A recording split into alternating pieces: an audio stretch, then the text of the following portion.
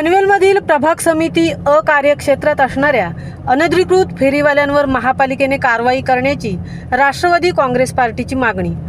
पनवेलमधील प्रभाग समिती अ कार्यक्षेत्रात असणाऱ्या अनधिकृत फेरीवाल्यांवर महापालिकेने कारवाई करण्याची राष्ट्रवादी काँग्रेस शरदचंद्र पवार गटाचे जिल्हाध्यक्ष शहबाज फारुक पटेल यांनी पनवेल महापालिकेचे आयुक्त मंगेश चितळे यांना दिलेल्या निवेदनाद्वारे केली आहे। या निवेदनात त्यांनी म्हटले आहे की प्रभाग समिती अ कार्यक्षेत्रात अनधिकृत फेरीवाल्यांच्या कारवाईकडे प्रशासनाचे दुर्लक्ष होत आहे। या फेरीवाल्यांनी परिसरातील रस्ते, नाल्यालगतच्या मोकळ्या जागा व्यापल्या आहेत। अशातच मोकळ्या मैदानावर आठवडी बाजार भरू लागल्यामुळे त्या ठिकाणी शहराबाहेरील फेरीवाले बसू लागले आहेत। हे फेरीवाले अतिक्रमण आणि अनधिकृत बांधकामे करीत आहेत, त्यामुळे शहराच्या प्रतिमेला गालबोट लागत आहे व या अनधिकृत फेरीवाल्यांचे मोठे साम्राज्य निर्माण झाले आहे।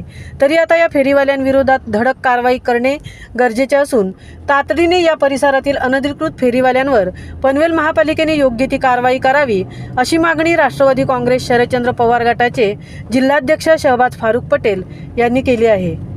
महामुंबईसह संजय कदम, पनवेल।